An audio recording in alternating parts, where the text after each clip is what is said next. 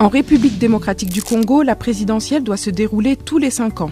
L'élection, à un seul tour, est convoquée par la Commission électorale nationale indépendante, la CENI, et ce 90 jours avant la fin du mandat du président en fonction.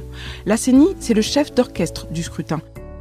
À elle d'enregistrer les électeurs, de recueillir les candidatures, de gérer les contentieux ou encore de commander le matériel dit sensible, comme les bulletins de vote, les procès-verbaux de vote et de dépouillement et les fiches de résultats. Elle doit aussi identifier, former et recruter les agents qui seront déployés dans les différents bureaux de vote du pays.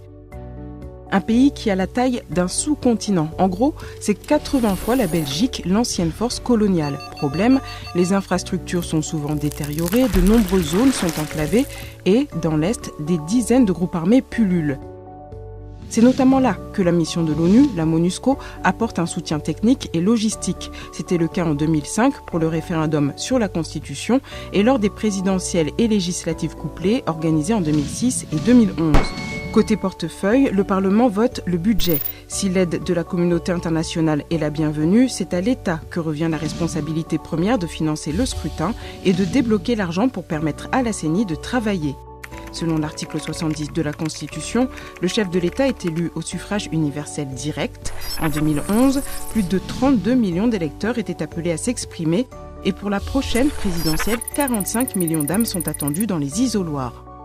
Seuls les Congolais âgés d'au moins 18 ans munis d'une carte d'électeur et figurant sur les listes électorales peuvent glisser un bulletin dans l'urne. Sont exclus du vote les personnes souffrant de troubles mentaux, ceux que la justice a privés de leurs droits civils et politiques, ainsi que les policiers et militaires qui doivent rester apolitiques. Une fois le vote terminé, il faut dépouiller, compiler, centraliser. Vient ensuite le moment tant attendu. La CENI annonce le résultat. Mais le dernier mot revient à la Cour constitutionnelle qui gère les éventuels contentieux avant de donner le nom du vainqueur. D'après l'article 70 de la Constitution, un président ne peut exercer que 2 quinquennats d'affilée. L'article 220, lui, vient verrouiller cette disposition.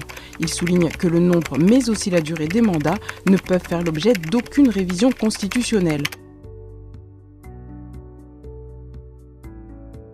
En somme, si un président a déjà exercé 2 mandats de suite, il devra faire une pause de 5 ans avant de retenter la course à la magistrature suprême.